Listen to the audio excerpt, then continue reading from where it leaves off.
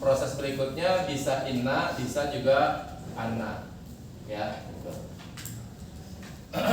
Nah, kemarin sudah dijelaskan bahwa fungsi daripada inna dan anna adalah ya tansibul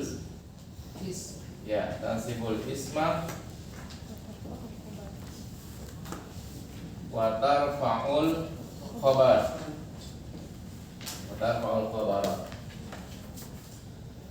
Nah, mana bentuknya? Asalnya mubtada dan khabar, ya. Nah, yang tadinya mubtada itu berubah menjadi namanya ismu inna, ya. Kemudian yang namanya khabar itu berubah menjadi khabar inna, ya. Ini inna disebut dengan inna dan saudara-saudaranya nih, karena memang banyak nantinya, ya. Inna wa akhawatuha. Kita fokusnya inna dan anna saja, ya. Jadi yang dimaksud tansibul ismul khabar itu awalnya adalah mubtada dan khabar. Mubtadanya nanti kalau sudah masuk inna maka disebut dengan ismu inna. Khabarnya nanti disebut dengan khabar inna. Nah, inna dan akhwatiha itu bisa masuk pada mubtada zahir dan ada mubtada dhamir, ya. Kemarin sudah kita catat, tapi ini rinciannya seperti itu. Kemarin yang kita contohkan Zaidun, ya, Zaidun mudarrisun. Nah, ini namanya ya masuk kepada isim zahir. Kalau huwa mudarrisun, nah itu maksudnya namanya isim dhamir. Ya, tuh. Kemarin Hindun sini ya. Hindun mudarrisatun. Di sini dia mudarrisatun. Nah, jadi ini pembagiannya jelas kalau gitu. Tuh. Ketika masuk inna atau anna maka berubah menjadi ya inna atau anna. Nanti kita lihat di belakang, kita rinci mana yang boleh dibaca inna dan mana yang boleh dibaca anna, ya. Terus sementara kita globalkan dulu. Inna Zaidan mudarrisun. Terus sama nih.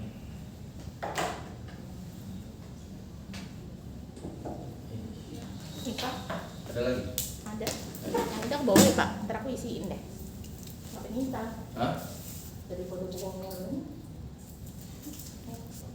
Tak boleh ya. Yang nggak berguna.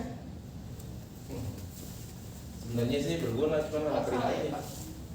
Depan. Inna atau Hindan mudarrisatun. Ya, ini menjadi ya. Kalau ini innanya muncul nih, kalau ya ini ya, artinya dia memang mandiri. Kalau yang masuk dhamir langsung bersambungan. Innahu mudarrisun. Kalau yang ini ya jelas.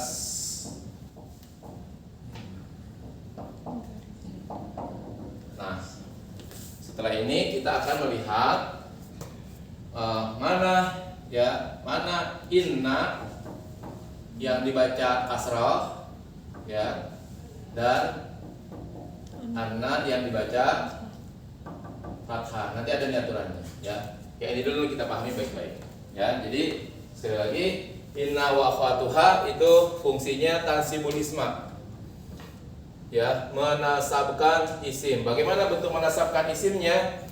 Ya, inna dan anna apabila masuk mubtada dan khabar, mubtadanya itu tadi adalah Zaidun, ya, ini domah di sini nih. Mudarrisun, Zaidun mudarrisun. Ketika masukin inna atau anna berubah menjadi Zaidan. Nah, ini namanya nasab kalau begitu. Kalau di sini namanya rafa. Ya.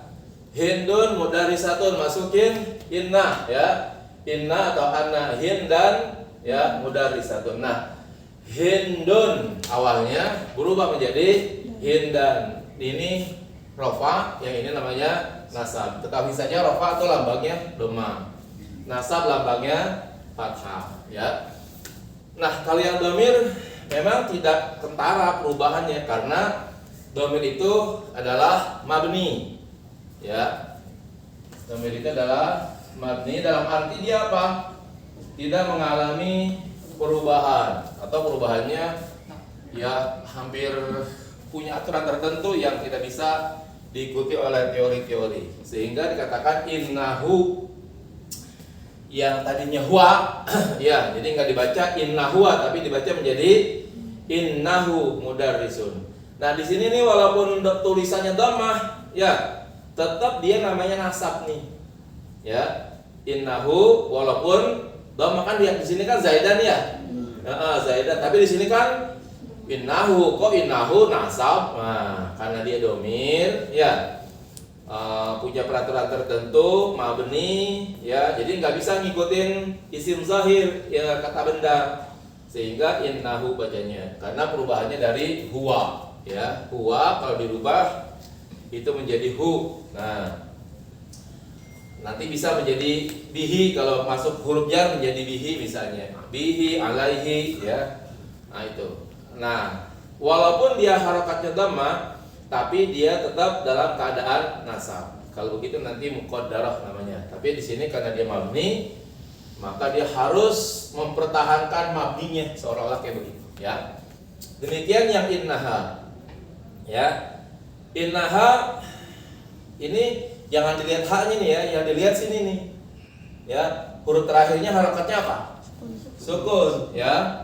Nah, sukun itu kan bukan nasab. Di sini kan tadi teorinya adalah nasab. Ternyata di sini sukun. Nah, karena dia dhamir mabni, maka dia mempertahankan kemabniannya. Dia mabninya atas sukun. Kalau ini mabninya atas dhammah namanya, ya.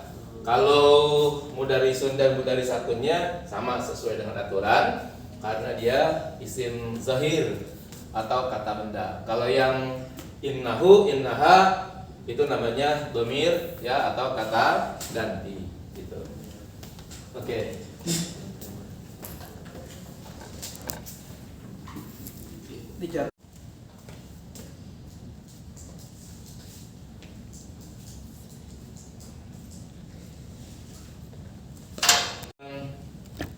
Inna dan dhamir, ya, itu kita perlu perhatikan proses perubahannya. Jika inna plus huwa, maka perubahannya menjadi innahu.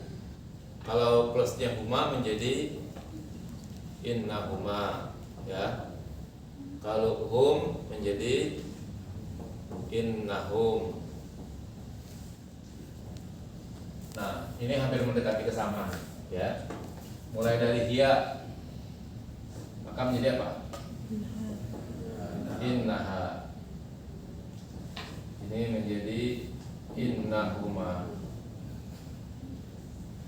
Hunna menjadi ya, innahunna. Kalau ada khobarnya, berarti di sini misalnya kita katakan sama seperti tadi, innahu mudarrisun. Kalau innahuma menjadi mudarrisani. Kalau innahum mudarrisuna. Innaha mudarrisatun. Innahuma mudarrisatani. Innahunna mudarrisatun, ya. Tuh. Giliran anta menjadi ya innaka, antuma innakuma. Ini yang berubah di sini nih. Antuma, antum menjadi innakum, anti innaki, antuma innakuma, Antunna apa? Inna kunna. Iya. Inna kunna. Ya. Untuk persis sama khobarnya tuh, ya. Jadi anta mudarrisun, ya. Antuma mudarrisani, antum mudarrisuna, sama tuh ya. Anti ya menjadi innaki mudarrisatun, ya. Terus antuma mudarrisatani, antunna innakunna mudarrisatun gitu ya, sama nih persis. Giliran ana menjadi ini ya. Nah, karena anak itu boleh laki boleh perempuan, maka giliran laki dia menjadi mudarrisun, kalau giliran perempuan menjadi mudarrisatun, ya. Nahnu gitu juga, ya. Nahnu menjadi inna. Nah, jamaknya karena dia jamak, ya, maka giliran laki-laki menjadi mudarrisun, giliran perempuan menjadi mudarrisatun, ya, mudarrisatun. Nah, sekarang yang mau diperhatikan, ya, bagaimana proses pembacaan inna atau ya anna. Inna dan anna. Ya.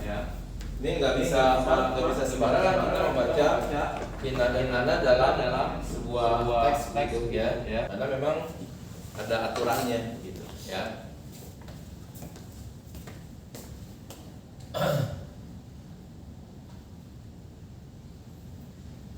Yang pertama inna dulu. Kenapa dia dibaca inna? Ya.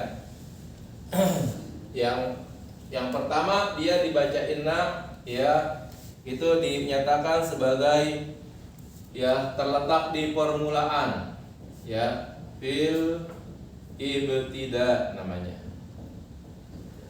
Ya, fil ibtida, permulaan kalam, permulaan omongan. Ya, itu namanya fil ibtida. Yang sering kita baca misalnya ya, inna anzalnahu fi lailatul qadri. Terus inna a'tayna, ya, inna a'tayna kal kautsar, ya, kal kautsar. Nah, di sini kenapa dibacanya inna? Ya, karena innanya itu ya harokatnya itu dibaca kasrah gitu. Ya, ini kan kasrah nih, dibacanya inna. Nah, ini karena yang pertama dia berada fil ibtida, permulaan kalam, permulaan omongan dimulai dengan inna, maka wajib innanya itu dikasrahkan pada hamzahnya, ya. Jadi di sini bacanya inna, maksudnya adalah kasrah, ya, pada hamzah. Nah, tuh, ya. Jadi bacanya harus inna jika di permulaan pembicaraan, di permulaan kalam harus menggunakan ya inna, maka hamzah innanya itu harus dibaca kasrah. Jadi wajib dibaca inna, nggak boleh anna, ya, anna anzalnahu gitu ya kan, nggak bisa. Harus dibaca inna anzalnahu fi lailatul qadri. Terus ya, inna a'tayna kal kautsar. Nggak boleh dibaca anna a'tayna kal kautsar. Nah, gitu ya. Ya. Kalau yang inna dengan anak, kan ada yang bisa berubah jadi inaknya gitu Pak ya. Ada yang ini. Itu gimana Pak kaidahnya, yang satu bisa jadi inaknya, yang satu jadi ini gitu. Biasanya gini, kalau penegasannya menjadi betul-betul ke saya bukan orang lain. seolah-olah kayak begitu ya. Maka biasanya membacanya innani gitu ya, innani. Dalam Al-Qur'an Allah menyebut innani anallah. Itu berarti tuh Allah lagi negesin banget tuh bahwa saya bukan yang lain. Gitu ya. Saya bukan yang lain. Kalau ini ya sekedar saya saja gitu. Sesungguhnya saya gitu ya. Sesungguhnya saya gitu. Inna juga begitu juga, innana gitu misalnya ya. Ada seperti itu. Jadi inna diartikan apa? Sesungguhnya di dalam menegaskan. Kalau kita sebut di dalam ilmu nahwu itu namanya disebut dengan taukid. Nah, ya, taukid itu untuk menegaskan. Ya, menegaskan. Asraf ya itu ba'da ala. Ya. Setelah kata Allah ya. Ala inna auliya Allahi la khaufun alaihim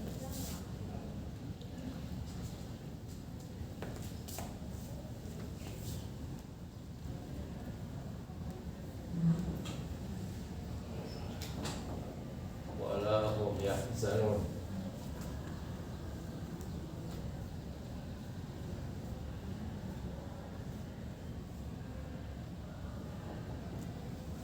Perhatikan sini ada kata Allah ya, ingatlah gitu kira-kira. Nah, apabila setelah Allah lalu diikuti dengan inna ya, maka huruf hamzah yang ada pada inna tidak boleh dibaca anna. Jadi wajib dibaca inna atau kasrah hamzahnya. Ala inna auliya Allahi la khaufun ya, la khaufun alaihim wala hum yahzanun. Ingatlah ya, sesungguhnya wali-wali Allah itu tidak ada rasa takut ya. Nah, saya cek dulu mana lagi ayatnya seperti ini.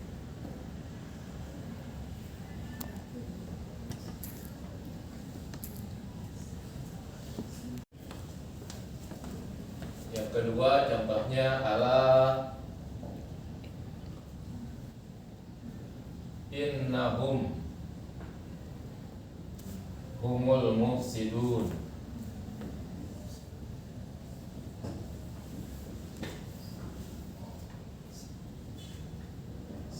Ala innahum, di sini bacanya wajib dibaca innahum. Ala innahum humul mufsidun. Ala inna nasrallahi qarib.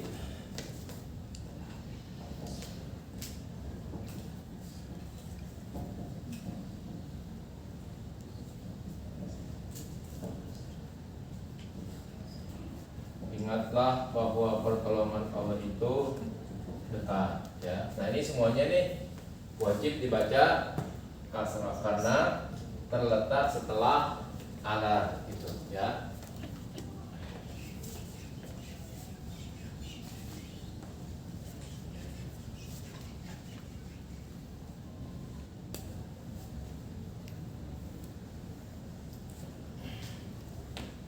Yang ketiga,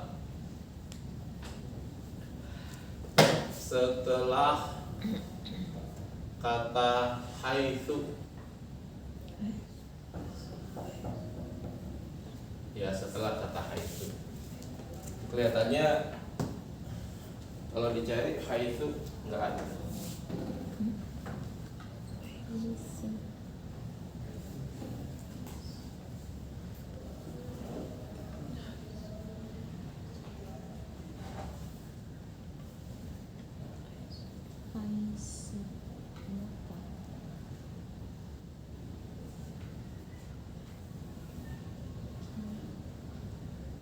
Dalam Al-Quran haitsu inna tuh nggak ada.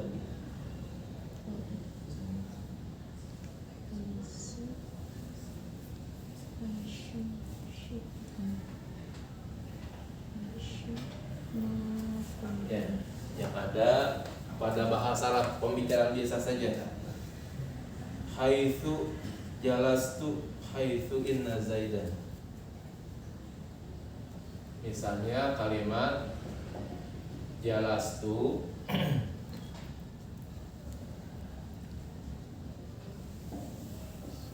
haitsu inna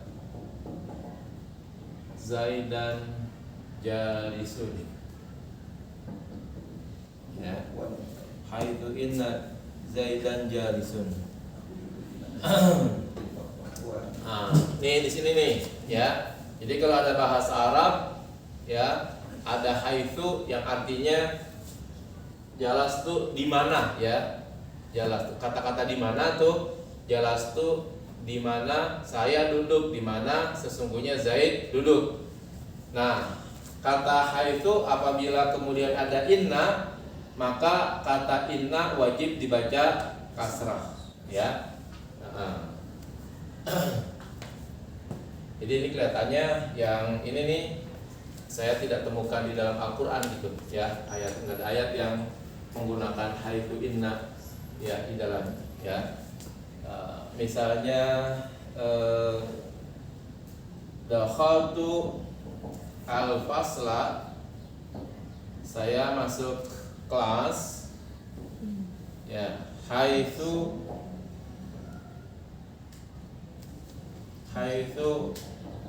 inna mudarrisan, haitsu inna mudarrisan dakhilun, ya. Dakhaltul fasla, aku masuk ke kelas, ya. Haitsu di saat. Nah, kalau ini di saat nih, ya. Kalau di sini di mana, di tempat berarti karena duduk. Haitsu jadi artinya ini tergantung, ya. Kalau di sini berarti saat. Kalau ini artinya di mana yang menunjukkan tempat gitu, ya.